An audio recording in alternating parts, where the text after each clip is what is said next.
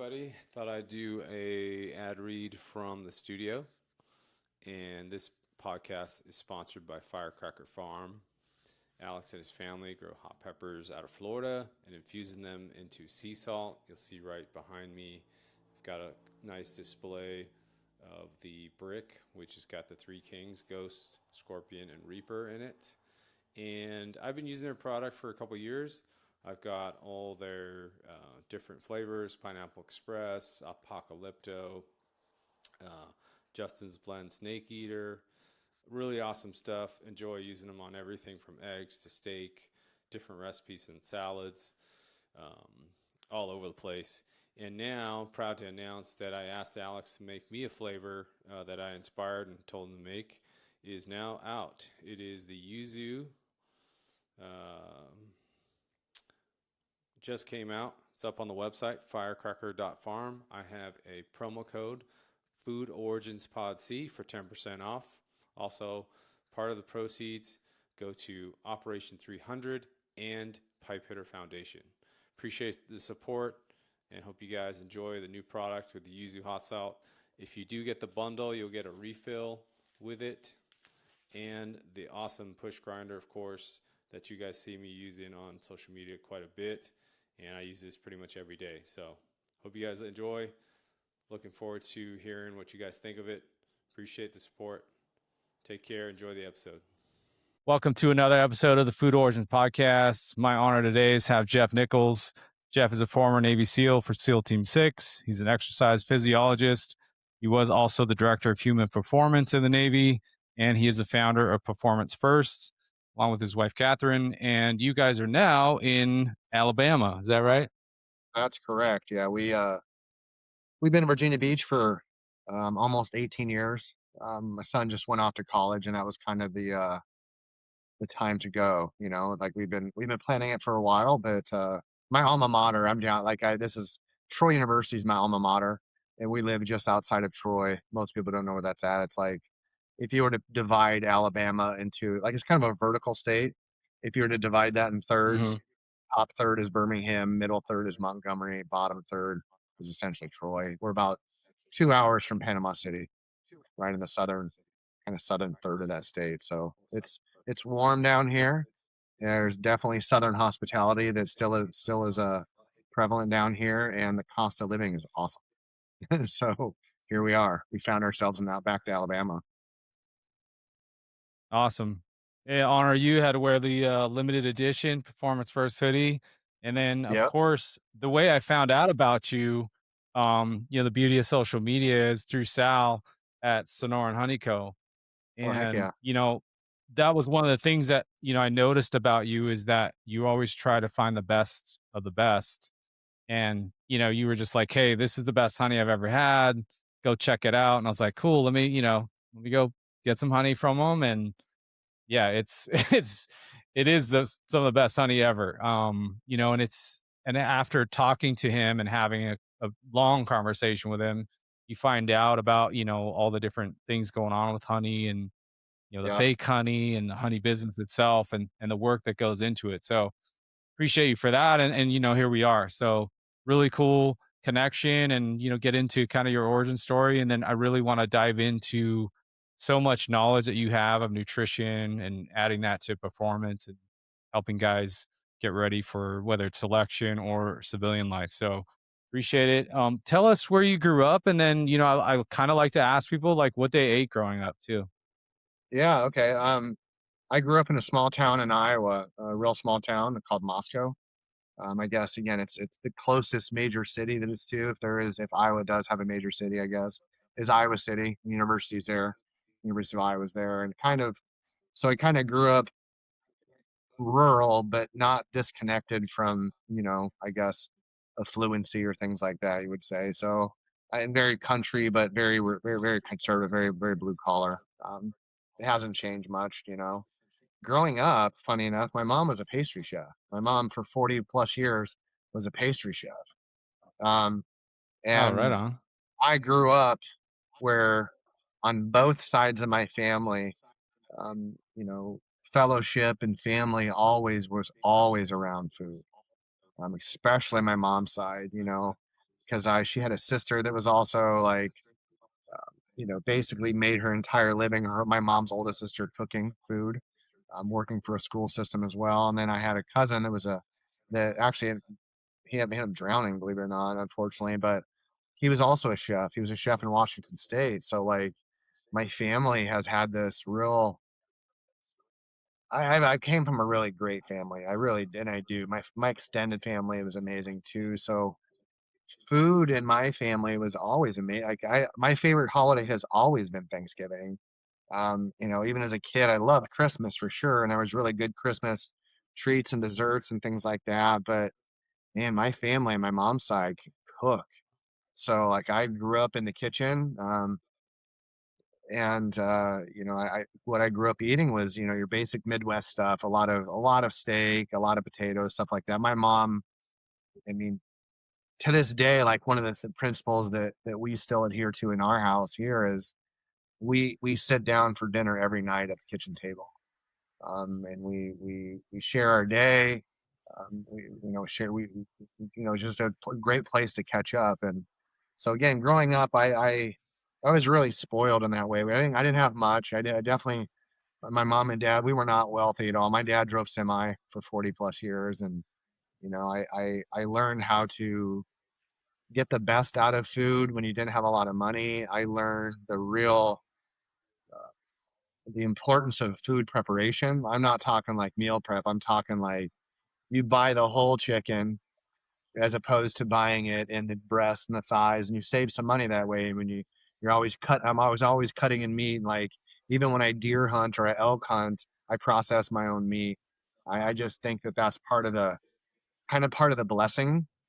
I know I can get how people are kind of like they don't want to handle animals and things like that. And it can be a little bit of a turnoff. But for me, I consider it a bit of a privilege, to be able to do that and understand where my food comes from and how to process it and things like that. So I grew up very traditional, very conservative, very Midwestern steak and potatoes. And not a whole lot's changed, really. I mean, I guess a ton has changed, but like my outlook on food has matured. And I'm very, I would say that I've been in my past. I was addiction. Had an addiction to pain medication for a better part of 8 years or so, and I've shifted that neurotic, I guess, addiction into more definitely as far away from self destruction as possible, all the way to self preservation. Because food and I didn't always have the best relationship, from like being full blown diabetic to being on all sorts of medications to now I'm on zero medications, no diabetes. I have the best blood work I've gotten in 15 years. I got back a couple weeks ago, and I'm not even insulin sensitive anymore. So, which is something That's that awesome. modern medicine and science says you can't reverse, but I have the blood work that shows it. So, my relationship with food right now is it's really healthy, and I love food and I love the natural side of it, and I like to just use food ingredients to make food taste better.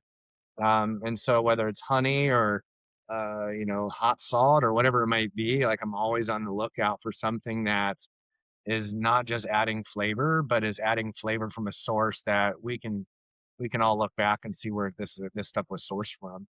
And I do I food is a big part of my life, in a healthy way finally, and we spend a lot of time talking to our athletes about it too.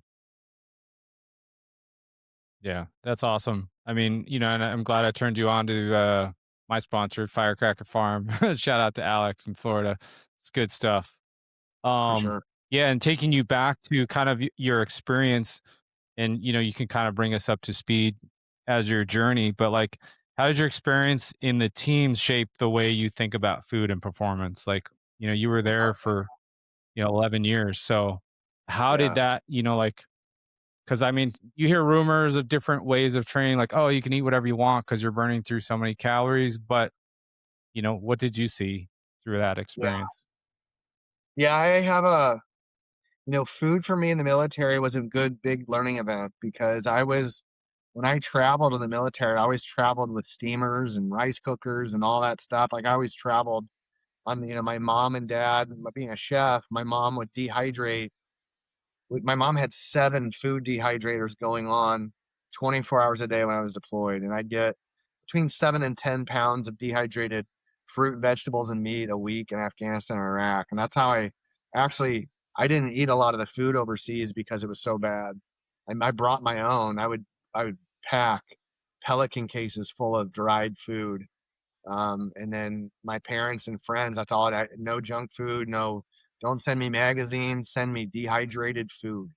And I rehydrated food, rice, all that stuff. That's, like I said, I spent most of my time. And the reason is, like, maybe like you said, I was raised with real value placed on good, clean food. And the military, I would say that probably does not. That is very much an area that I think that our military could dramatically improve and really change the landscape in certain aspects of our military. Was if they really shifted their impetus into improving our food for our military. Like, I think that that's a huge gain that is just that's just floundering, right? In its ability to, so my point is that, the military is fantastic, and in so many ways, that if you give your all to the military, in so many ways, the military gives you back. There's a lot to be gained from it, and that's why I saw the military as this odd place of, like, wait, we're not at all skimping on body armor, bullets, and even personnel. Like, what the heck are we eating? MREs aside, like, there's a real time and a place for that. But it struck me as Yeah. odd as how far in the Stone Age the military is with its food habits. And so I took it upon myself to, and that was the upside of being in the SEAL teams, is that the the freedom or autonomy that a Navy SEAL has versus your basic infantry. Like, we can bring all sorts of stuff with us and do these sort of things. And I was able to do that because the opportunity is there. And so that's what I'm saying. The military provides this amazing opportunity. I took advantage of the opportunity to travel with food and do all those sort of things and ship food in and all that, and I look at it and go, that's a huge place our military could make improvements for sure. So how do we impact that? I'm not a flag officer in a military that's making change across cafeterias and galleys. But what we are doing is educating our young athletes early on, not to say, like, yeah, is the military food the best? No, it's certainly not. Is it the worst? It's not the worst. But if you're going to go down these difficult selection processes, it's probably best if you substitute, um, or if you supplement your diet with certain other practices. And so, I think that the military taught me to be self-sufficient. It showed me that the military isn't going to really, certain things about a military is not going to change, and maybe it's not their responsibility to.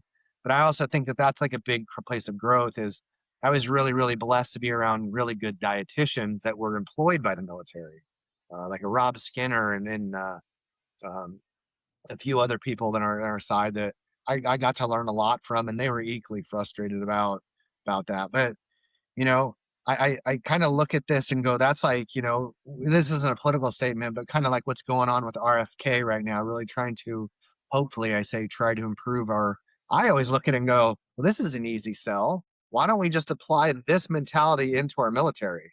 Because now it's, it's part of this. The military is this process that, like, a mandate does matter. Your commanding officer can go, no, we're going to eat this way. We're going to do it this way. We're going to make these changes. So again, there's an equal amount of frustration I have with the military and the way they eat, but also I look at it and go, well, in my position, I had a lot of freedom and autonomy, so I took advantage of that and brought food with me. And so that's the message we tell our guys is, like, you're not going to change the military. But the really cool thing about the military, once you start making rank or you start working in these special operations jobs, well, you don't have an excuse because you can bring stuff with you. And I think Hmm. that that's the point, is we're trying to teach guys to when you have to eat MRE, you eat MRE. But when you don't have to, why are we? Like, because I think that that's, like I said, we don't skimp on bullets and body armor in our military special operations. we shouldn't be skimping on the person. In the first place that we impact the person is how we eat.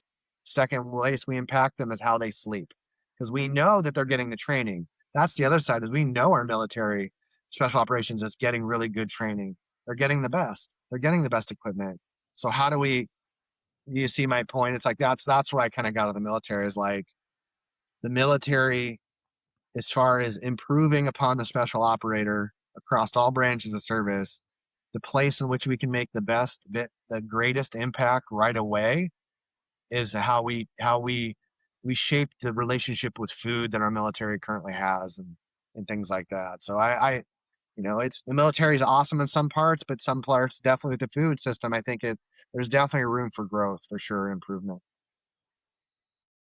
Yeah, for sure. And that kind of goes into my next question is like, when did it stop being fuel and becoming like a performance tool, right? Right. Yeah. And I think I was on a deployment, one of the many deployments we were in Afghanistan, and our particular group, like, we had a really good civilian program manager at SEAL Team 6, a guy named Mark Stevenson, brilliant dude. And we had some really good strength coaches and dietitians, like I mentioned, Rob Skinner. And we were on a deployment once, and we were trying to make the argument like, hey, we're not getting the food we need.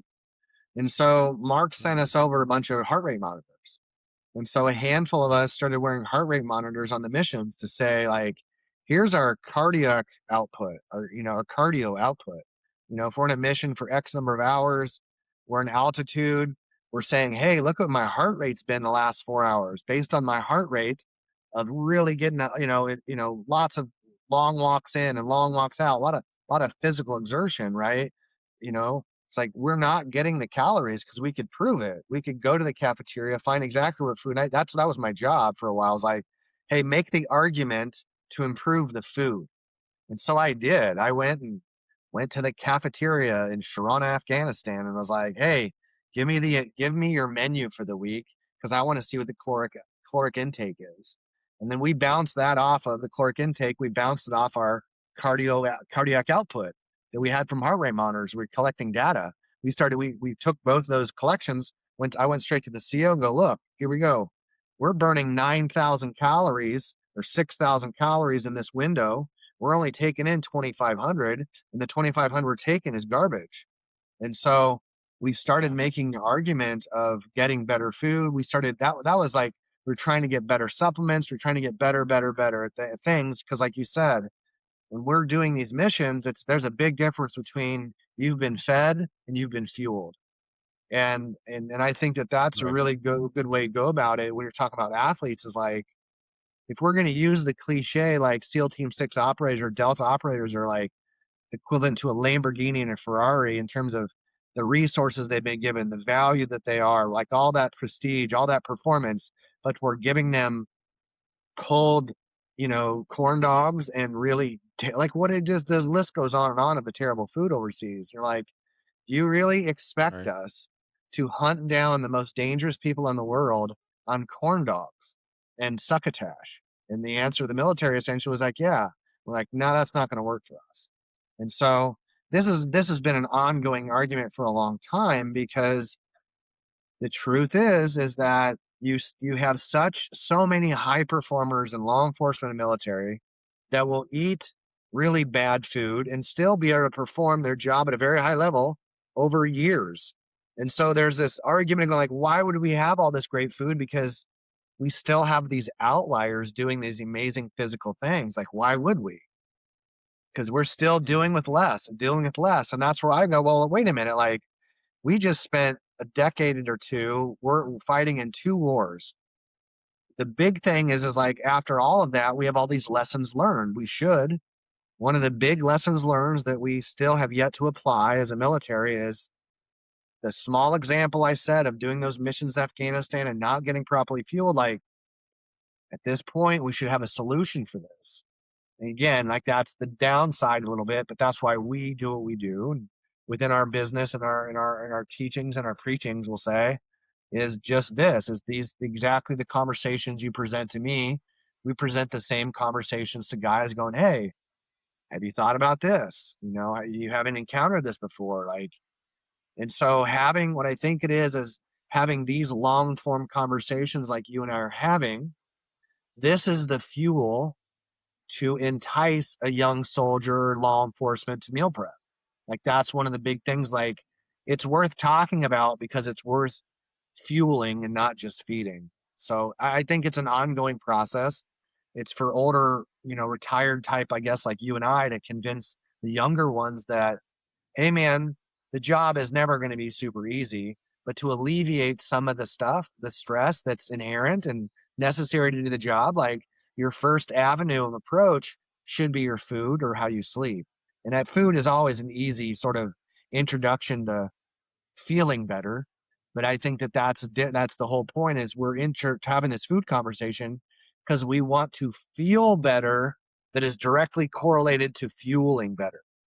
And when people feel Yeah. better directly because they fueled better, that's all the convincing somebody needs to stay on track usually.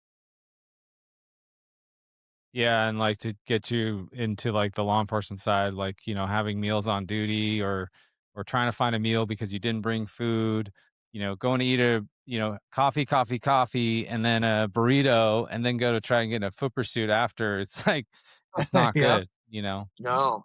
It's And I not think good, that you we know. start these conversations young, not because you and I have all the answers, but I think the Mm, tone changes. I think your tone of your voice, my tone has Yeah. changed. It's like more of one like, hey, like it's not like do what I say because I've been there and smarter than you. You're like, no, like for real, like I see myself in you, young law enforcement officer, young SEAL. I see myself. And I'm trying to Yeah. offer myself in a way good advice through you. Like if I could have treated mm, myself a little bit better with having better knowledge base on food early on, maybe, right? That's the idea is it's Yeah. just exactly what your sweatshirt says. Leave it better than you found it. And I absolutely believe that about food, about the education of it. Of like, why am I so neurotic about food? It's not just because it's my job. It's because like that is the fastest place that I can work towards to feel better right away. And I think food is medicine. It's not we don't give food enough credit to its value, and it's a blessing to be able to have this human experience and be in America and have food options and talk about performance, not just survival. Yeah, and I mean, we'll get into some of the things you like to get and stuff and fine tune, like, because even going to the store, it's a little bit of a battle because we can talk about the bread you like to get. Like, you want bread that's just bread. It's 5 ingredients. It just be water, salt, and some uh, Flour. flour and stuff. So it's like it's just you see all these. Why do like 90% of the bread in the store? Yes, because it wants to sit on the shelf has like 20 ingredients. Yep. And people are like, "Oh, Yeah, it's same. fine, it's fine." And I'm like, "Not really." Just they don't wanna No, think about it, and they're like, "Oh, that's what I grew up on, and they've been making it for years, it's fine," and it's not, because you're like, "Well, that's why you have, you're eczema, sick all the psoriasis, time, or you get sick sinus easily." infection. Yeah. Yeah, Yeah, like my bread, the and bread that we so, use has 3 ingredients, right? And they ferment it for 48 hours. mhm, It's Joseph's right. Organic Bakery in Miami. And to that point, it's like I grew up having the bread I had, but like I tell this people, I go, when you've had bread like Joseph's Organic, it's the same thing when you have fresh pineapple for the first time. You're like, what the heck was that canned pineapple stuff? Was that really even pineapple? Like, holy, like it wasn't bad, but holy right. moly, fresh pineapple is so much better. When you have real ancient grains with fermented bread, like instead of whatever, it's a real superfood, Mhm, man. It's like because I can't have bread any normal I Yeah, can't have any bread that's really US sourced. The only flour I can tolerate is einkorn. That's it. It's the only okay. the only flour I can tolerate. And so I found actually Kamut bread as well a few others, but point you're right though. It's like the education process probably for you too with other people is like, hey man, like you should probably learn to read a label. That's super important. That's real important. So, you start doing that, and I think a lot can change. And I think I think people can know that they're about to be frustrated if they learn how to read a food Yeah. label, but it's a necessary thing. Like, I know you're going to be frustrated, but it's a good idea to learn it and teach your kids how to read a label.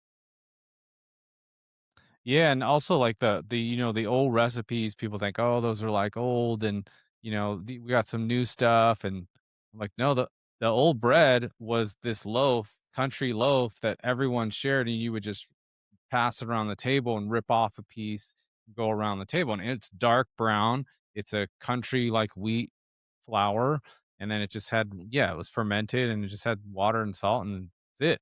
There's nothing else. So like I Yeah. try to find those, if there's bakeries that are doing that, which is nice.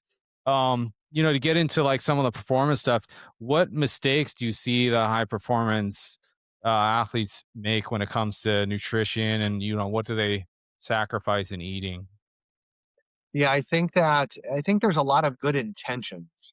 But I think that the biggest mistake is just what we just said is understanding the ingredients. They're not all created equal, right? Your bleached flour is not the same as sweet potato in terms of carbohydrate, right? It's not. Such a different metabolic process that I see so many people that eat food that directly correlate to inflammation, bad. So that's systemic inflammation, right? So if you're eating processed wheat and flour from the United States, right, you're getting widespread inflammation across your body. Pasteurized dairy, same thing. Seed oils, all the stuff that we're trying to have an intelligent conversation about. But again, everyone's like, well, this is what I've always had. There's like an emotional connection to habit, right, and behavior. So getting people to see, like, listen, like, we're not saying that, you know it, it's not the bread that's the issue, or whatever, or the milk. It's not the spinach. It's the soil the spinach is in, right? The pasteurization process, the bleaching, the literal using literal bleach, right? Like that we clean your toilet with. You're bleaching flour because white bread, when newspapers were black and white, and magazines were in black and white, your unbleached wheat flour was very, very dark, and it didn't photograph well. So what did the industrial process do? It literally used chemical bleach to turn flour white. So when it was baked, it was fluffier, and when it took a photo in black and white bread looked more appetizing in the advertisement posts. Like, so if you go down the rabbit hole of like, why are we using literal chlorine bleach to bleach flour? Like, what's the health benefit? Like, what's like? No, it had nothing to do with that. It was so we could get a nice photo for the black and white newspaper, and we stuck with Hmm. that. So it's this incomplete re-education of not just our generation. Like, it's like our grandparents knew this stuff, and so like every generation after us, right, it has to be completely re-educated. And like, it's it's weird that people like me and other people were completely aware for the last 15 or 20 years that the food pyramid's a farce. And we just got like 2 weeks ago going, oh, sorry about that. It's been upside down for 2 decades. Like, the rest of us are going like, no Yeah. shit. Like, we've known this forever. Like, Yeah. why is everyone else just now like opening their eyes to this? But I don't know, like, why do some people give a damn about food and some don't? Like, I do, and I just. But again, it's like maybe I have enough free time, and I'm not. Again, I was on food stamps in college. Like, it's not like I didn't grow up affluent.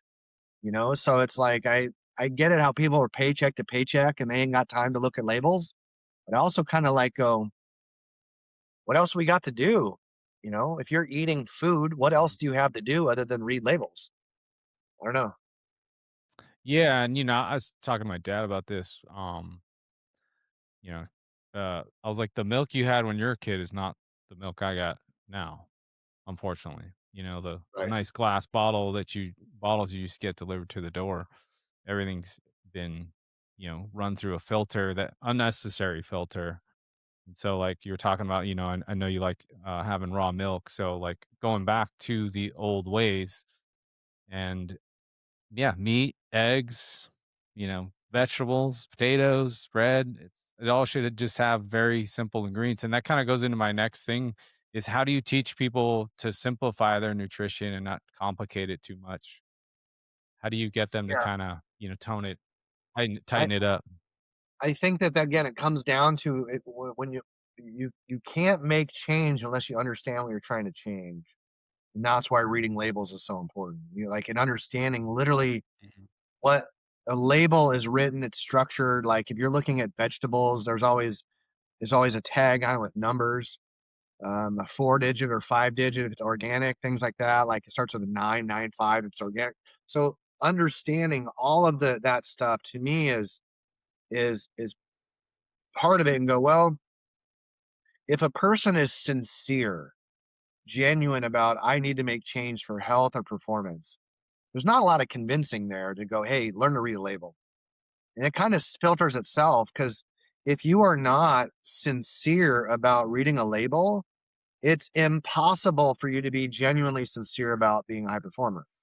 Like if you're talking about the world's best athletes, what we know is performance is a continuum. The step, the very first step on every case for a world class athlete is training. Everyone's got to train properly. Got it. Check. So once you have this world class contender, this competent athlete or soldier, first thing they do when they want to be a high performer is they train. Whatever that looks like, it's skill of sport, skill of shooting, it's training. Then it goes into how do I make that better? Becomes resistance training, aerobic training, like physical, then training. It becomes the first avenue after developing a skill. And then we go, okay, I've started to physically do weight training. Well, what's the limiting factor for resistance training, running, rucking, training to physically prepare? The limiting factor, 100% of the time, the first thing that people do is we try to eat better. And then once a person starts eating better, the next step always is what does your supplementation look like? So now we're eating better, we're supplementing better. The training is good, my intentions are good. The next level then always is they go, well, I'm doing all this stuff, but now I need to get my Jeff. mind right. Then it becomes the emotional side, right? Mental skills. But my point is this is that if a person is genuinely going to achieve or work towards being a world-class athlete or competent athlete, there always is a step in there of food and eating. Always. Yeah. We're good. Um, so I guess the takeaway is this is that, like high performance, human performance when it comes to, someone doing it, right? That's really what it comes down to is when someone is like committed to be a high performer, part of that commitment is dietetics, is how we're going to perform, how we're going to eat. Because it's on that continuum. It's like, I'm going to get my training in order. Once my training's in order, right, with the person I'm training and what I'm training for, the first thing everyone always does is it's either supplement or food. So first thing is like, how do I get better at it? Right? It's supplements or food, and then it becomes mindset. But in there, if you remove any one of those large components of performance, then you're not really committed. And so when someone's like, I want to be a really, really high performer, the world's best, but I'm not really interested in anything you have to say as far as diet. And I'm like, well, then you can't possibly think that you're going to compete on the highest level against anybody because that's what you do. If you're looking at your Olympians, your Olympic medalists, when you audit them of what got you here, how'd you get to the gold medal? How did you do world champion? How you like, they weren't like sloughing off on their diet. That became such a place to they knew that they could train really, really hard. And the way that I know that I can recover the fastest is what's on my menu. And Yeah. that's why I don't spend any time convincing people because I have no interest in training anybody male or female, athlete or tactical. I have no interest in training you if you're not all in. And it's okay if you're not. You're just gonna have to find somebody else to train you because that's what we're here for, Yeah. right? We're especially in law enforcement, especially in military. It's like I'm done trying to make excuses for anyone. And if I'm trying to make excuses for you as an athlete, then like, what are we doing here? So diet is an integral part. Food is probably one of the most important things we talk about. But it to your point though, like it's not something that's going to happen overnight because proper relationship with food is is a practice. It's not something we inherently know. It's not something that any of us is like gifted this perfect like mother father that's telling us exactly how we should eat and they're perfectly right all the time. It's part of us, our adventure, or part of our journey is that I'm going to take on the best possible eating practices to give myself something that I know I can focus on and something my area of control. Like that's like I can't control what's happening on the other side of the battlefield with other humans. I can't control what's happening on the other Mhm. side of the court with the other athletes or other side of the field. But what I can control and my athletes can control is what foods they are consuming and why. And that's where it becomes is like, oh, I'm choosing this food because tonight it's about performance. Hey, this is my cheat meal. Maybe I'm not super concerned about performance and refueling because that's the relationship I have with my training. And I think that Yeah. that's what we're trying to get to people to do is they're not independent of each other, training and the mindset and performance. They all have to go through food if you're going to be legit. Yeah, and like a good example is I started to see that in MMA where the guys that are much better were hiring chefs or hiring nutritionists so they could easily make weight and then rehydrate and have good meals before the fight. But then now the UFC realized, oh, we need to build a performance center around this so that when they come into their last week in Vegas, they get to go to the PI, they get ice plunge, cold plunge, sauna, all their weight cutting stuff, Thorne, which you're a big proponent of. They get, Thorne is behind them. So they get supplements, they get hydration, they get meal prep, there's a, cafe for them to eat. So there's no choice for them. I mean, it's still happening, but guys are missing weight still, but Yeah. it's hard to tell what's going on behind the scenes or if there's someone injury or something like that. But yeah, they're trying to limit the excuses of performance on day of by helping them out, and it's Yeah. cool to see that too on that side. I don't get to see like the pro level like NBA, NFL. I'm sure they have the similar setup behind the Yeah. scenes.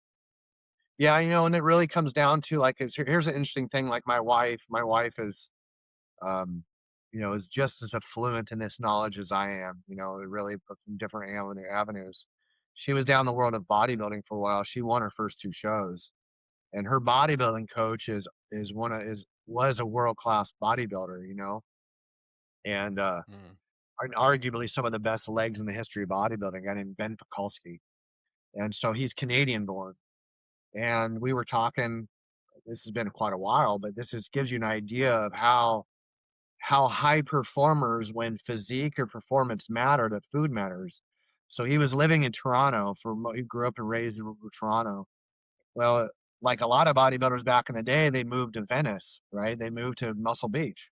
Like that was the mecca Right. before. Now it's kind of more like uh, Vegas and some other places are more of a hotbed. But my point is when he moved from Canada to Southern California to start his bodybuilding venture, like he couldn't, he was having such a hard time staying healthy and putting weight on. And you're like, well, his coaches at the time, they got together like there's something's going on. Like, what's changed? It was the food. So he had to ship his food in from California to California's got pretty decent food in certain areas, right? But you get the idea of like he had to ship his food in from outside the Mm. country so he could compete at that level because the food that he was getting in America wasn't clean enough. So you Yeah. start chewing on that for a minute. You're going, okay, like some of the best physiques in the world right now, they're not American. Like they're Iranian, or they're from Europe, they're from other places. You're like, their food and like the best soccer players in the world, right? The best, like we Yeah. think of like LeBron James makes a lot of money, or Shohei Otani, right? Just did a $700 million Right. contract. There are soccer players that are making 400 or 500 million a year, not over 10. Yeah. And so here in Yeah. America, we think of like, oh my God, these people are, what you should do is track what the world's best footballers are eating. You're like, oh my, Hmm. it's raw milk, it's raw dairy, it's regenerative beef and chicken, and it's truly regenerative free range eggs. It's all these things that like here they're almost impossible to find. And so I look at that and I go like, man, like if if the world had such a, I guess, if we were being told the truth that the quality of our food, like again, we probably wouldn't have this conversation either. People would be appalled. But I just think that it's wild Right. that we have so much. There's grocery stores everywhere, but me personally, I Hmm. wouldn't eat most of the food in them. So I guess it just kind of my thoughts of like I don't know when. I wasn't certainly this neurotic when I was a child, but I don't know at what point our food system got so off track, but it certainly has. 100%. I mean, if you've talked to people, anyone that's traveled around a little bit, like they go to Italy and they're like, "Oh, I'm usually lactose intolerant with the stuff that's here in the US, and then I go there and I can have gelato and I can have cheese on my pasta and I'm fine. I have Yep. no issues." And you're just like, "Wait, what do you mean?" It's just cuz it's Yeah. kind of pure. Yep. Yeah. The So, food we system do here have a really. lot of catching up to do.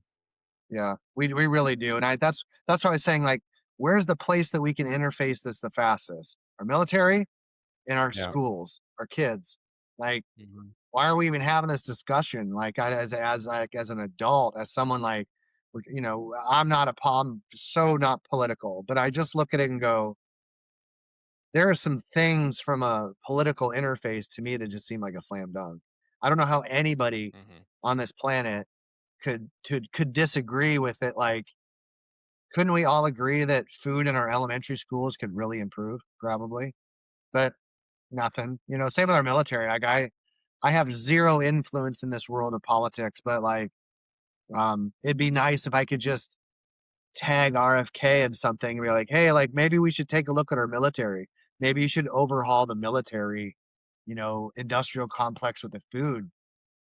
I don't know how that hasn't even become a thing. Like that's the Right. easiest thing for our government to do when it comes to food. Change our school system, change our military, and it's nothing's changed. Like I have we're hopeful, I think, but I look at it and go, of all the people fighting in DC, it's like nothing other seems to get done. And like, how are we fighting over food quality? But here we are. Yeah. We just politics is in the way, and it doesn't make sense to me. What do you think is the best way for someone to like cut through all that noise? They're like trying to be better. They, slacked off or whatever, or lost their way and now they're back into it and they're working out every day and how they cut through all that noise for nutrition. Yeah, it's funny you say that. Just after I was just saying after like non-political statement, the best book I've Yeah. ever read, the best book I've ever read about dietetics, but it's not even a diet. It's metabolic, right? It's Dr. Casey Means book, Good Energy. And this was, Okay. again, I know that there's a political tie to that because she's in the political sphere. She wasn't in the political sphere when she wrote that book. She wasn't in the political sphere when she was called to write that book because of her mother's illnesses, right? And if and that's so one of our rules is we don't work with anybody unless you've read that book because it's Mm. it's fundamentally non-biased. It's fundamentally biologically fact. It's fundamentally metabolically sound. It's how humans should eat. And it's just kind of everything we've talked about. It's like we need to pay all this extra money for no poison, please. But we do. So it's like all of this thing, the medical system, it's like I haven't had medical insurance since 2013. I haven't seen a doctor since then. I don't have any need for it because all the things that would keep me and get me sick, I don't take part in. I don't eat any of the food. I don't the environment that creates illness, I take no part in it anymore.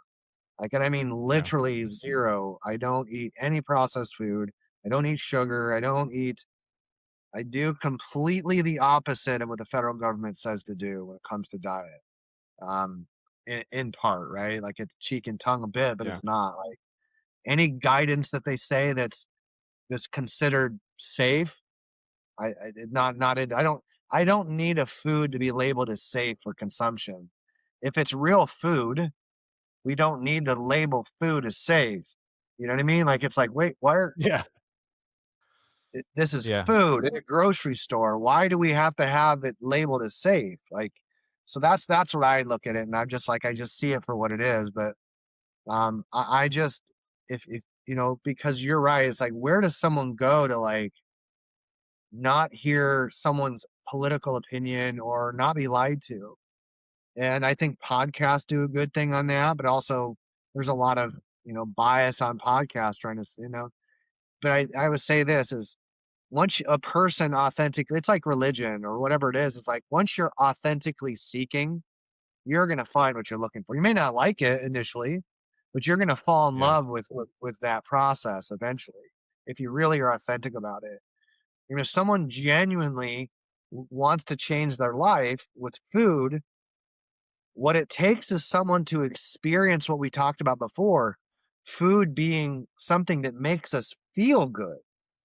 I'm not talking, I've had a stressed out day and I'm gonna eat a bunch of chocolate. That's not what I'm saying. I'm not talking dopamine, serotonin, right? I'm talking my aches, my pains, my brain fog, like total health, not Hmm. direct, like I'm jonesing for a Snickers bar and I need one. Like that's what I'm saying is like I had to get to a point where my food habits had changed so much that like I at 48, I feel better at 40, I'm almost 48. I feel better now than I did at 28. Mm. Fact, like my aches, my pains, like, and everyone says you're not supposed to feel good in your 40s. I feel way better in my 40s than I ever did in my 20s and 30s. And it's 100% correlated to my relationship with food now. And that I learned to read a Yeah. And that, label. yeah. And, the next question is, so what are some of the things like that actually, that you've seen that people are eating that has improved performance? Like, kind of almost right away, you're like, oh, if you got off this, now you're on this, what have you seen actually work? Yeah, I think big picture even more than that is like, are we skipping meals? Like, I don't mean like you have to have 3 squares. I'm just saying like, do you have big gaps in your day where you're not trying to fast? Right? Like, Mm. and then what we end up doing is if you step back and you look at everyone's meals, like that's what I'm saying, like if you have somebody, we see with the dietitian all the time, a dietitian would come in or someone would come see your dietitian and they would be like, I want to make all these changes we're talking about. The dietitian go, I want you to go home and I want you to keep a log of everything you've eaten for the next 5 days. Every bit. And so one of two things is gonna happen. That person's gonna come back with everything filled out, and all of a sudden they're like, you have the cleanest diet ever. All it's like, here's all my food. Look how good I eat. What's wrong? But they're not honest about it.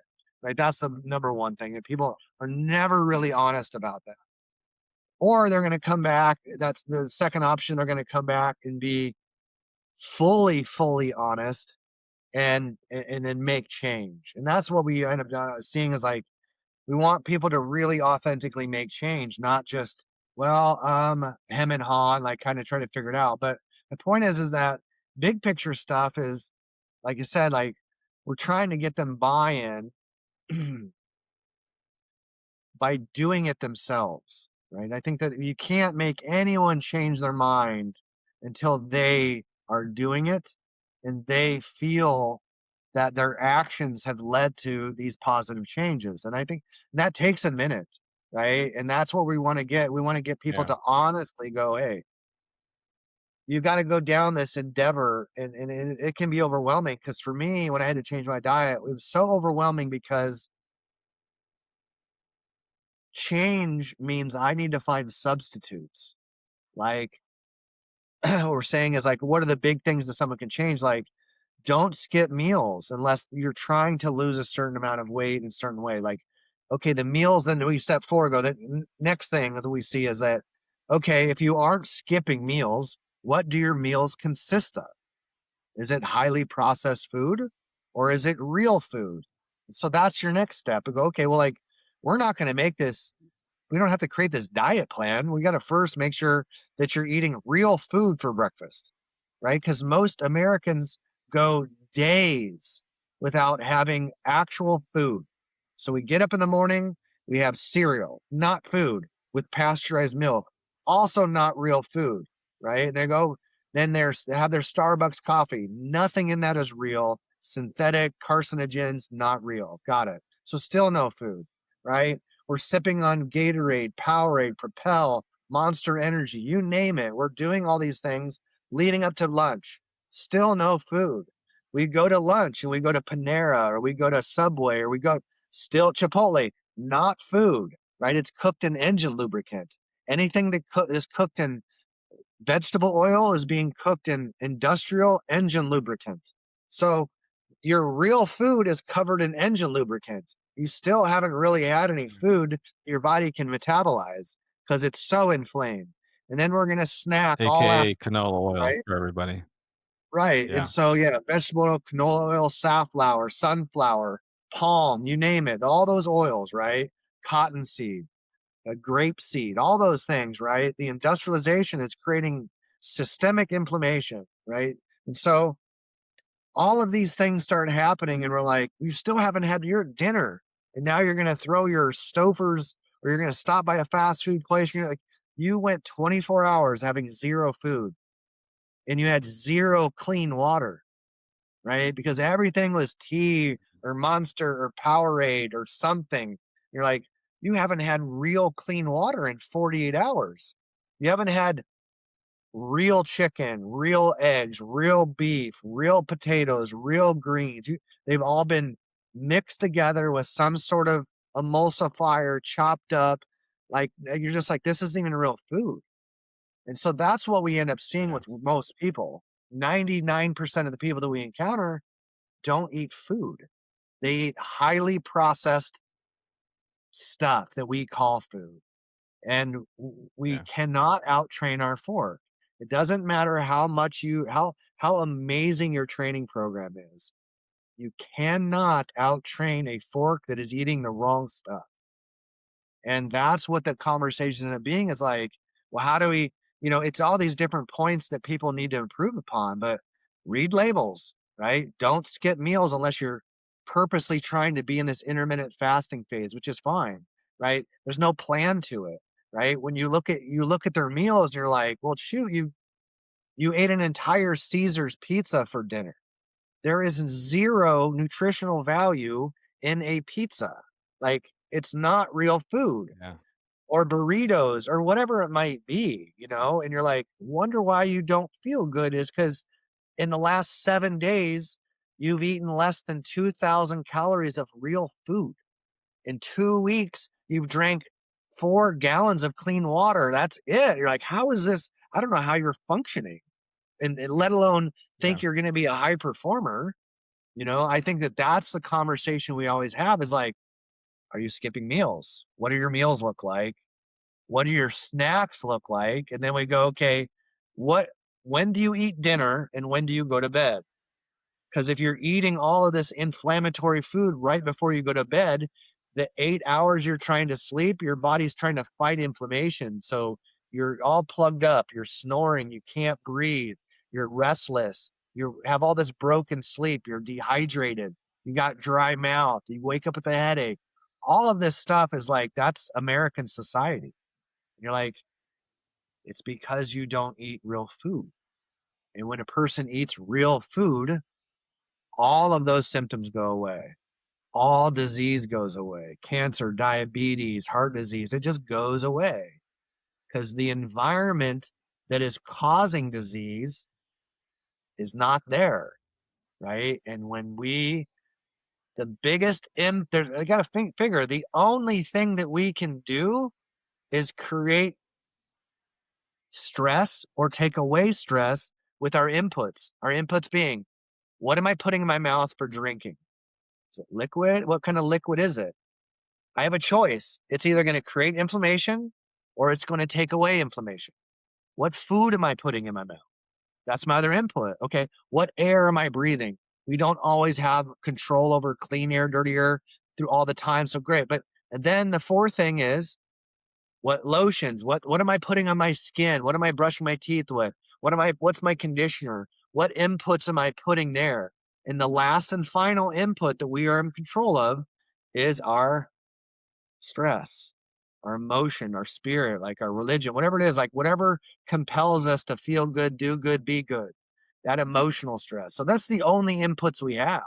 So if someone is feeling bad, is chronically sick, you can only look at the inputs that's creating an environment. And that's what we talk about is like, what environment are you creating for you? You want to be a SEAL Team 6 operator? You want to be the catcher for the Yankees? You want to be the quarterback for the New England Patriots? Cool. What environment are you creating for your high performance goals? Because if you're not creating an environment for high performance, you're not going to make it. You don't have a chance. And that's where we always go with our athletes. Yeah. Great way to kind of simply put, really good. How do you approach carbs, fats, and protein for sustained output? Um, I don't count my calories. I eat a tremendous amount of animal fat, me personally. I have zero, I mean, I say when I have zero sugar, I have zero processed sugar. I have honey, um, and I have fruit. I don't eat apples. I don't eat bananas. I don't eat high glycemic fruits, but all berries, blackberries, blueberries, strawberries, all those I eat a ton of. Um, my fat, my wife and I were talking the other day. So every single morning I have a dozen eggs. I have a dozen eggs for breakfast, usually 10 or 12, but I cook them in beef tallow, raw butter, or coconut oil. I have Okay. a couple very small slices of einkorn bread with peanut butter or butter. That's my breakfast every morning, 10, 12 eggs. So I'm probably consuming 70 grams of fat for my first meal, probably, for sure. I would imagine something like that, which is Yeah. completely unheard of, right? So Yeah. my lunch is always, well, not always, it's usually, so at dinner time we make double portion. So we either have bison, beef, venison, or chicken almost every night. We tend to rotate them. So at dinner time tonight, we'll make double portion. So tomorrow's lunch will have been our dinner. I don't meal prep like I used to, just because our life we're home a lot, and so I'm able to just kind of meal prep on a daily basis. Because I also, admittedly, I don't like prepping my food all week and then eating the same meal. I do not like that, and I don't have to do that anymore. But my every single meal I have, first priority is I try to get some of the best animal protein money can buy. Right? We go to a farm here and we pick up legitimately regenerative eggs, right? That doesn't, because chickens aren't vegans. Chickens are raptors. Chickens should not be eating seed. Chickens should be eating other mice, other birds, other snakes, other lizards, other bugs. And the egg is vastly different for a chicken that's eating a non-vegan diet, which is straight poison, or is eating a vegan diet or eating a non-vegan diet. The shell is healthier, the egg is healthier, they taste better. It's a completely different egg. So You know, and you spend $16 for a dozen of garbage eggs in the grocery store. Down here, we spend $7 from the farm to get way better eggs. So that's the first thing is what's my animal source of protein? And for every single meal, that's probably 70% of my calories or 60 maybe. And then at my wife too, she's a fantastic cook as well. Like my wife and I really love the kitchen. We spend a lot of time in the kitchen together and we kind of conquer and divide.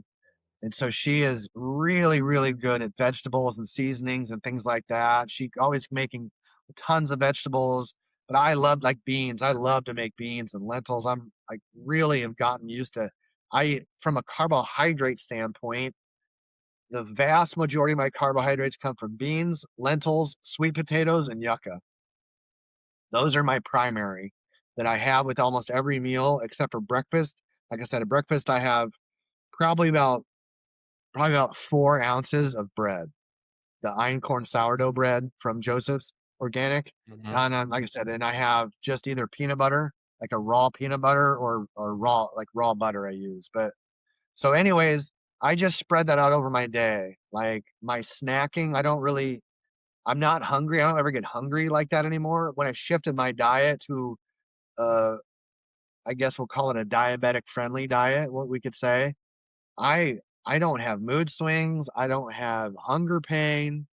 We eat dinner every single night at 5, almost to the minute, and then I don't eat the next day until 7. So I'm on a Okay. fast. I'm on a 14-hour fast almost every single day. So I get all the benefits of fasting, plus I don't eat any food that creates inflammation. So my life to me, like, and I say this like I'm a bit OCD or fully OCD. I can admit that I do have the free time to be like this, to be this particular about the way I eat. And I know a lot of people don't. But for me, if I'm gonna be an example to say you should eat this way for performance, I'd like to be able to be the example. I can show them my blood work. I live the life that way because I think that there's a lot more people like me. They just don't, they never learned. So every meal is high protein. Number one, I have a carbohydrate in there, but like I said, it's either sweet potatoes, yucca, um, lentils, various types of beans and things like. I always cook my beans in bone broth. I let them soak overnight. I don't ever eat food out of a can, ever, ever, ever. I don't. It's always fresh, or dehydrated in that sense. But so they're always. I kind of look at that and I go, I feel how I feel satiated? Because like I said, I don't count my calories, but when I shifted to this very, very focused protein diet, high animal fat, no processed food, like my whole body just healed. Like a lot of my aches and pains went away. I don't snore at all really anymore. Um, and my blood work is impeccable. Like I haven't had this. Like I said, we get my wife and I give our blood or get our blood work checked at least every 4 months, if not, okay. This last time it was 6 because of the move, but getting my blood work checked on a regular basis, not just because, but like I'm constantly trying to tweak my food to get the best out of it. And you can see that in blood work all day, like, and that's what's really cool is when you know what you're looking for in your blood work and you start making these diet changes, it's wild how much your blood responds. And then I say your health responds so fast to the food we eat, and and the water we drink and things like that. And like that's for me. I'm like this living experiment. I want to literally see in my blood work every 4 to 6 months what it is I've been eating and how I've been treating my body. Because like I said, I was an opioid addict for 8 years. I survived my own suicide. I lived I lived in a very low place for a long time emotionally, and my relationship with food wasn't good. And I'm not going back to Yeah. that. It's because I've made these changes that I feel so good. And the biggest change I've made in my life is food. And so that's also Yeah. why I'm a little bit crazy about it. Do you train fasted? I don't. I'm not opposed to it, but typically it kind of depends on what we're talking about for fasting. Like it's if you've been 48 hours fasted, or if we're talking 12 hours fasted and we're trying to, I think training on a fast is not a bad idea, but it's got to be poignant. There's got to be a reason behind it, in my opinion, because Yeah. a fast. Why do we fast? Pull down the Yes, shade. there's a benefit. There's like a biological benefit to a fast, but when we're talking about fasting, it's it's what you do after the fast where the fast is so valuable. Like we're fasting to stop doing what we're doing. Like I'm gonna fast for 48 hours because I got to make a change. And on the back of that 48 hours, I'm going to institute those changes. And so people look at fast in a vacuum. It's like, well, did that fast work for you? It's like, if you continue to eat crappy food after the fast didn't work for you. Right. And that's where everyone's like, I'm going to do this fast and get healthy. It's like, if the fast didn't change your behavior, your fast didn't help you. And so that's where I'm saying when people are fasting, it's like, why are you fasting? It's like, well, I'm fasting for this. Okay. So for fasting for this, yes, you can train on an empty stomach fasted, do this, but we're still got to look for a way to refuel. But those people that aren't eating for 40 days, they weren't healthy to begin with. Right. That's what people don't Yeah. understand is like, and people that like go, hey, I fast, will say every day. Well, so what does that mean? Do I believe in fasting? It's like, no, no, no. I believe in the biology. I believe that you shouldn't have a whole bunch of steak in your stomach when you're trying to sleep. You shouldn't have a bunch of glycemically spiked food. You shouldn't be eating snacks and sugar and ice cream and stuff before you go to bed. Like save that for before your workout, kind of situation. So my point is that all of these diet terms and things and whatnot, like there's a place for it, but people don't want to unpack the context a lot of times. Fasting within context, real good. Fasting without a plan is always going to end up in a failed fast. That's kind of my thought. Yeah, and the reason I ask is like there are days, I train jujitsu and I'd be like, today I just don't feel like eating before because I think I'm gonna, hurl it up. you Yeah, know? And then there's other days where like, oh, you know what? I'll have, you know, piece of sourdough and a couple of eggs before I go so that, maybe an hour before. And I'm just like, okay, I have something in my system where I don't feel like and I don't feel empty, And then yeah, there are other days where like I just want to feel lighter, I feel heavy, and I'm just gonna go fasted where I'm just probably having coffee and water with electrolytes and stuff, and then that's it. And I feel like good on those days. And then the other days you're just like, wait, I should have had something. I'm yeah. gassing, or the body's I not think that happy. that's the practice. That's why So I like moved that's you. that's what the practice is like just we talked about. Some days you do why because you already said it's like why are you doing that? There is a feeling associated to it, like an actual physical, Mm, visceral feeling that sometimes, right? Now, if you were full-time jujitsu and you had to depend on that to feel good all the time, right? Like if that was your profession, you'd be like, ooh, diet would be a much different discussion, right? mm, But you're still having the same yeah. discussion. You're still like, I'm doing jujitsu. My goal is to feel good for it, to feel fueled, to feel refueled, so I can get the best out of that training, right? And so ultimately, we're all trying to discover this.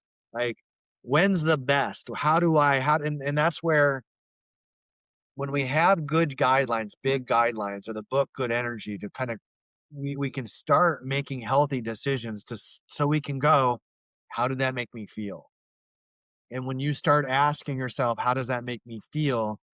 People are typically really on track to real health because we're way past like, how do I look? And like, listen, man, jujitsu, if we're really well fueled, we're going to feel a way.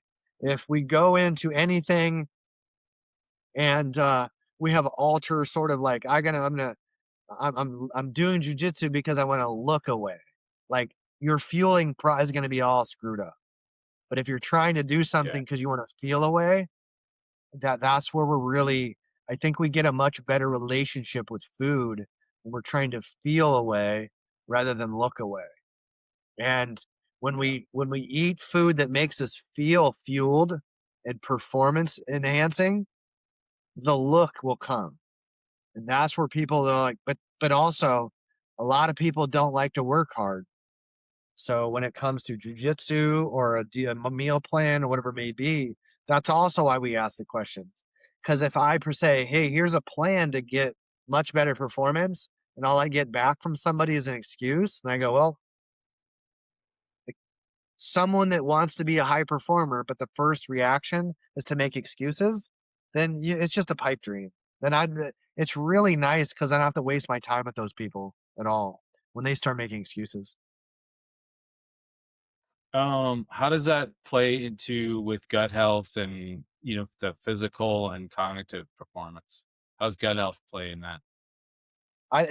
So that's exactly what we're looking for. We're saying that like that gut brain access is the thing that we go, okay, hey, I feel energized. I ate a certain meal or a certain way of eating and I feel energized. And then we go, okay, now that we feel good and feel energized, what foods or nootropics can we add to see if we can create more uptake of imagery, of thought, of intellect, and whatever it is. Like we start going down to like lion's mane's mushrooms and ginseng and things like that. Because it's like once I know that the physical body is ready to roll, I might add some stimulation.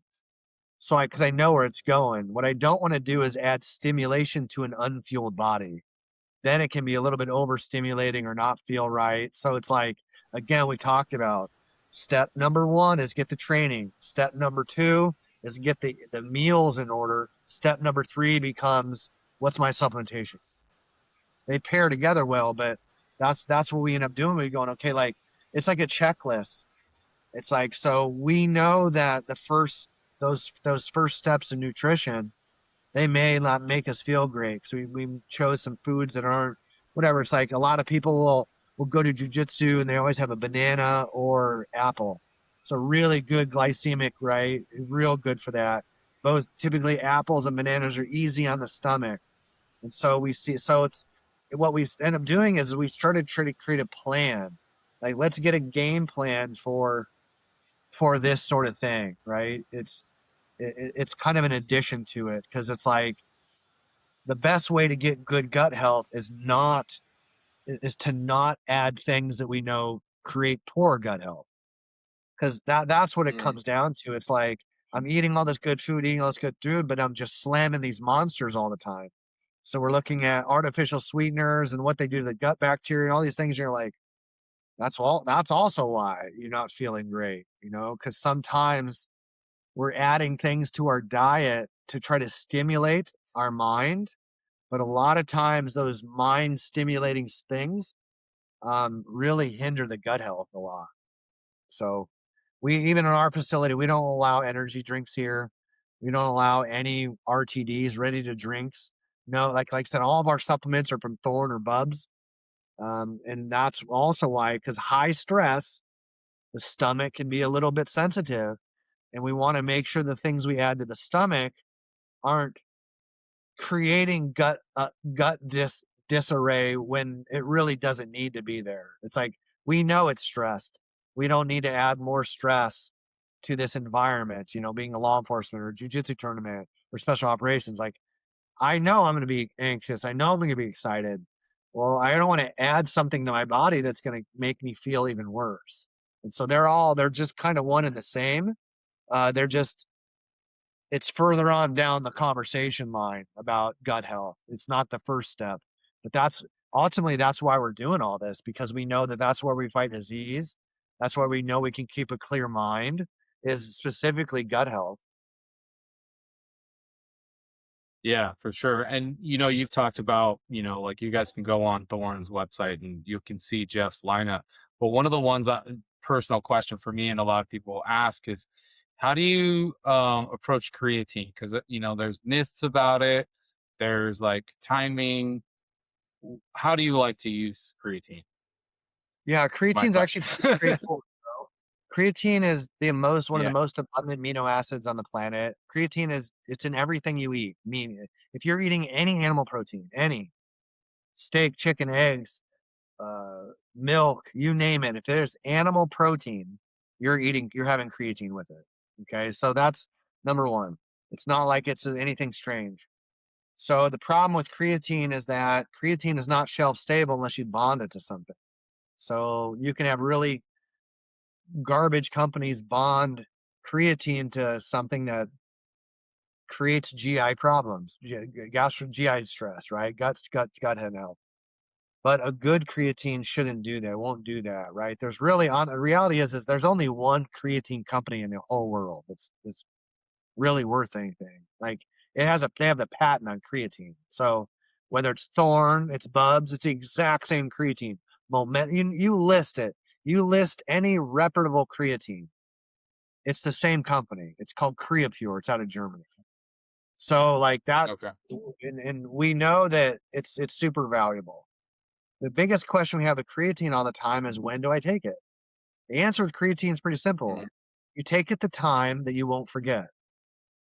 You take it every day, even on your off days, right? You take a good quality creatine every single day, just so you don't forget it, right? Like I have taken creatine almost every day of my life, not exaggerating, since 1994.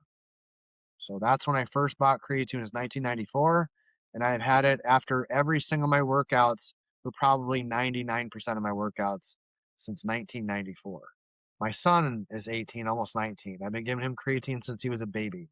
Like there's nothing unsafe as long as it's good creatine, right? But and then you have your other Right. side of it for mental for brain repair, right? It's wildly known that creatine is very good at repairing your neuroplasticity of your brain, post concussion, post trauma, PTSD, all these things, right? So it again, it's context driven still, but for someone that people go, well, when should I take creatine, or who who is a candidate for creatine? Humans. If you're human and you're in physical activity, you should take creatine. If you're 90 years old or if you're a child under extreme physical activity, take good creatine, take Thorne or really either one, Thorne or Bubs creatine. That's what we use Bubs. Um, the company is amazing and the people at Bubs are amazing. You know, Thorne has a really super high quality too, but it's nice. Like you have a couple companies that keep each other honest. Like good competition is good competition. So, like if you're a human being, male or female, and you are in physical activity, you should take creatine. When? Take it after your workout, right? Or take it any other time that you won't forget. And when you do that long enough, are you gonna feel creatine? No, but if you take creatine long enough and you stop taking it, you'll feel it. You'll see, right? It's like we always say, you don't know how good your diet is until you take something out of it. So get on creatine for 90 days and then stop taking it. You'll go back to taking it. I can assure you.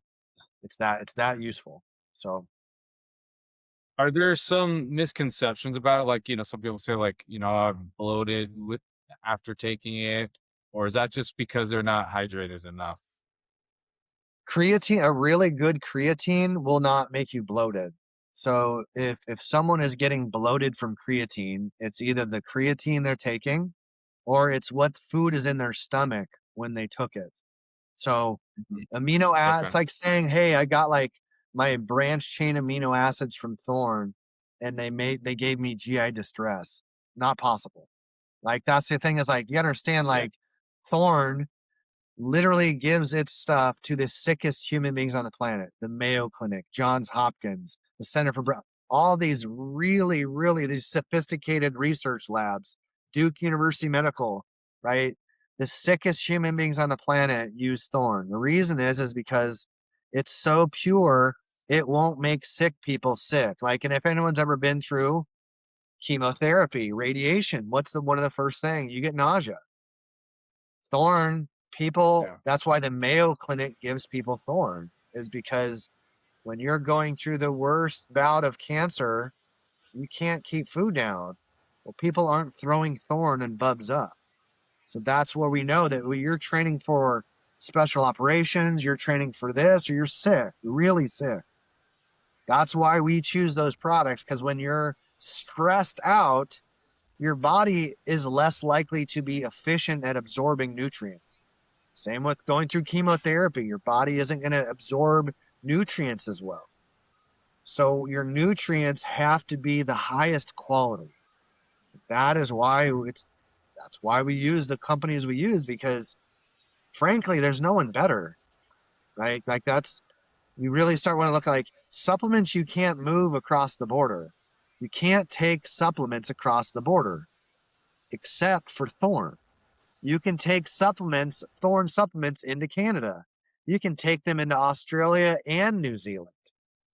And that is like an unheard of. So there's all the reasons why we use them, but also because I want an absolute guarantee that what I'm taking is clean and is pure, and what's on the label is going in my stomach. And I can absolutely have that guarantee with Bubs and Thorn. Yeah, I'm mindful of your time, Jeff. Appreciate you. You got a few fun things to come up. But what's something, and you've kind of got over it like pretty well already, but like what's something that you see a popular advice for nutrition that you're like, I don't, that's just not okay. You disagree with. Um, Something that comes up a lot. yeah, I think that's probably most common in like my space is that you kind of alluded before is like carbohydrates don't matter, like food in, food out. Calories are just calories. Like we had some really reputable air quotes on putting dietitians that are wildly famous on social media that we had come speak to our class, our special Mm. operations classes.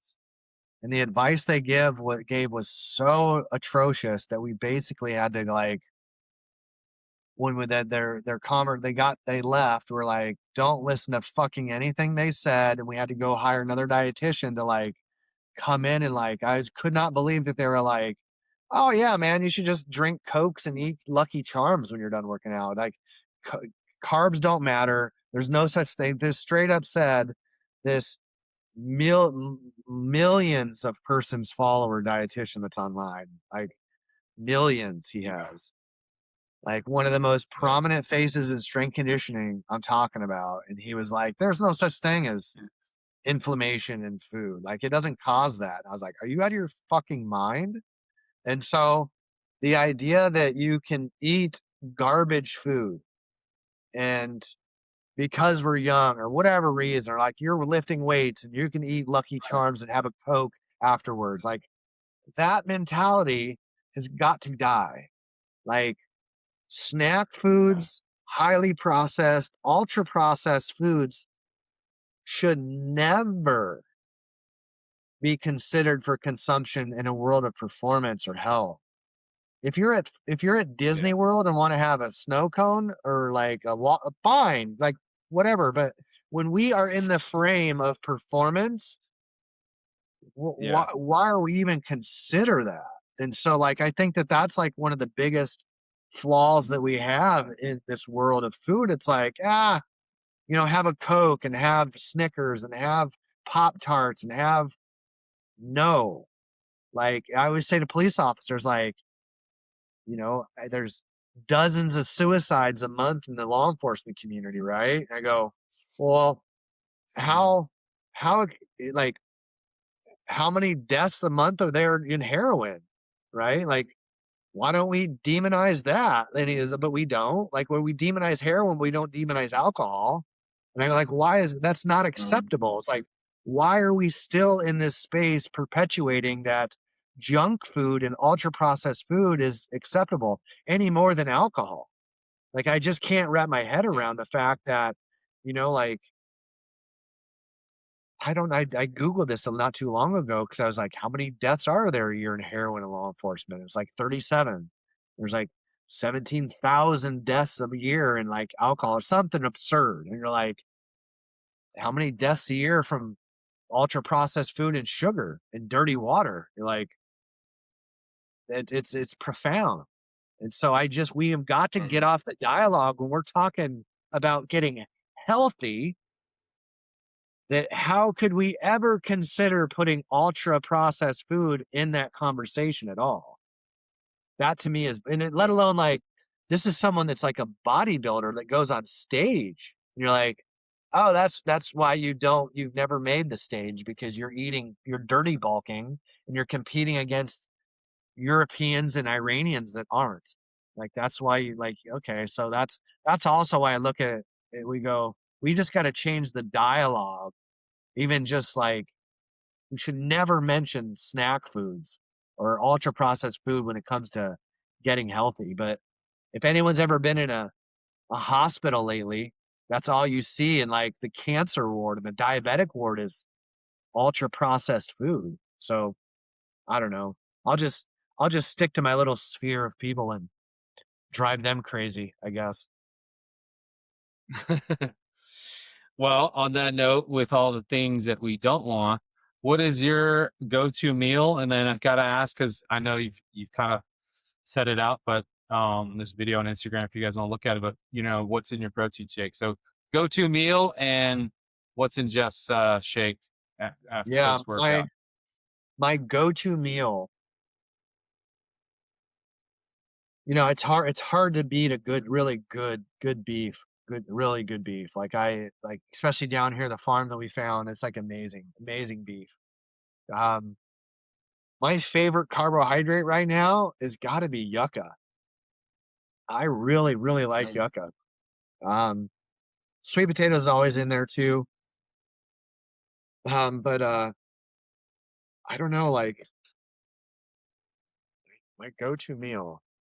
You know, I came across some. I'll just do this like my last meal I can do. Like, I would definitely go with steak.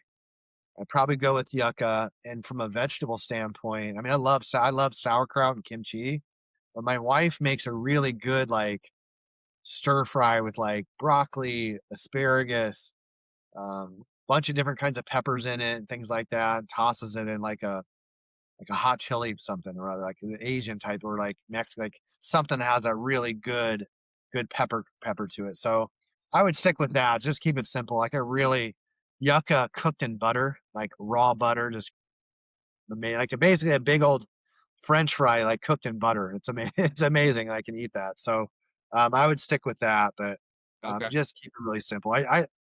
I wish I could say like, I've been wanting to make like a pizza crust out of like a particular sourdough and try that, but I haven't made it there yet. So, but I'll just stick with steak. That's an easy one.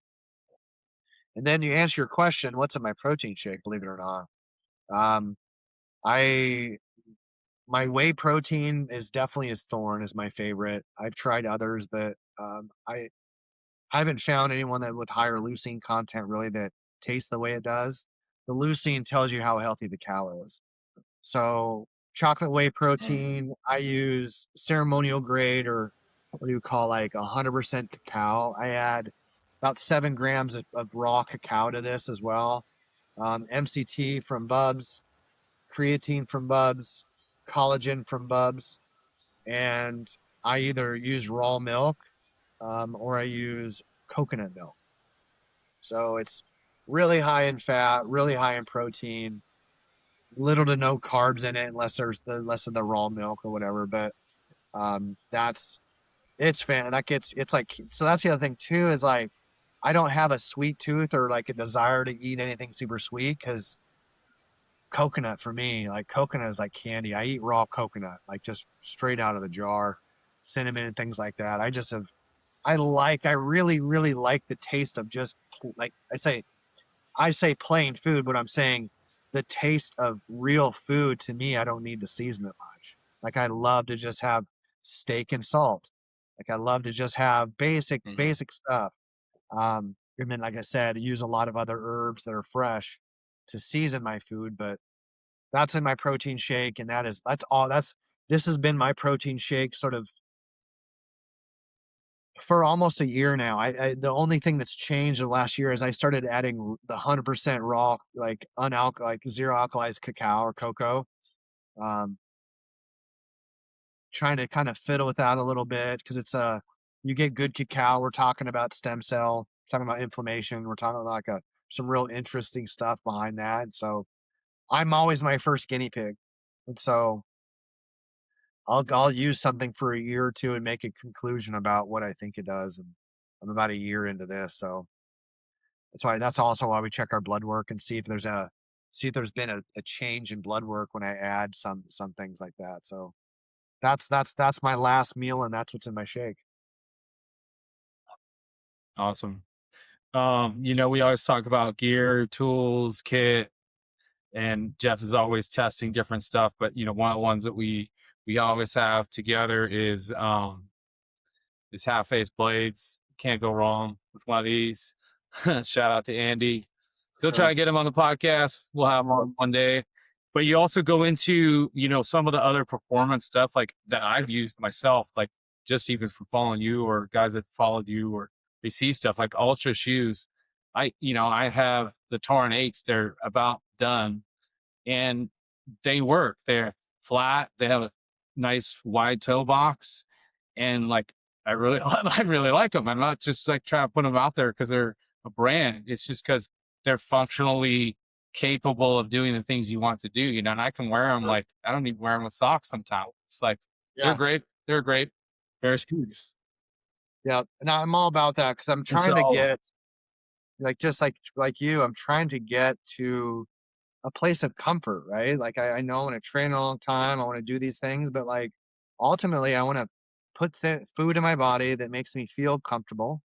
I want to put things on my body, yeah, shirts, shoes that make me allow me to feel comfortable as well. So, you know, at the end of the day, I'm always trying to there's a lot of people out there making good stuff.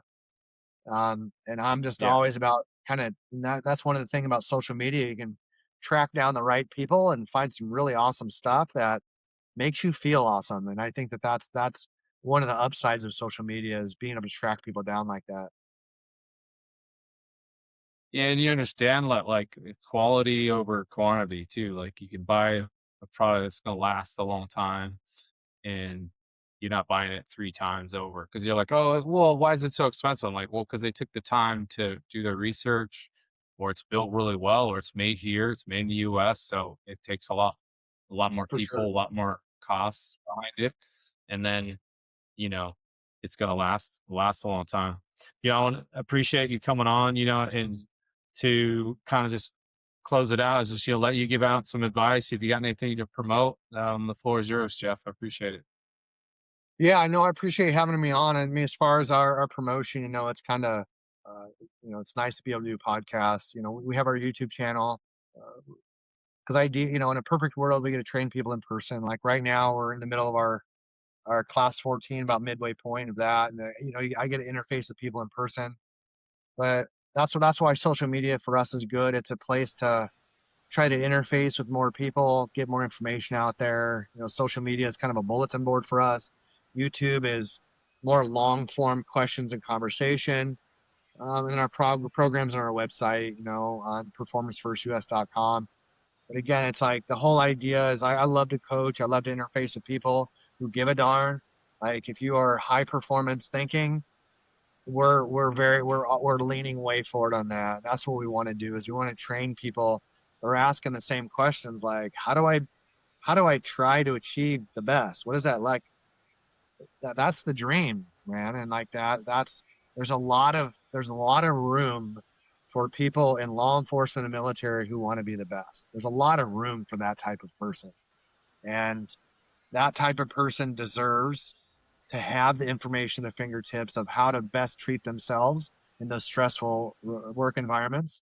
And I think that that's what we're trying to do is we want to have a no nonsense, no questions asked, like give me a list of good things I can try right away to get ahead of my health, whether it's supplements, whether it's exercises or it's other coaches. And we try to do our best to do that and use social media for good.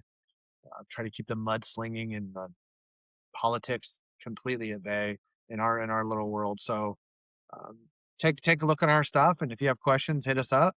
We're really active with our subscribers on social media, but we feel like we put out a lot of decent information. So that's my plug. Awesome. Thanks, Jeff. Yeah, Jeff is at Jeff CSCS on Instagram. He's often on a live answering questions too.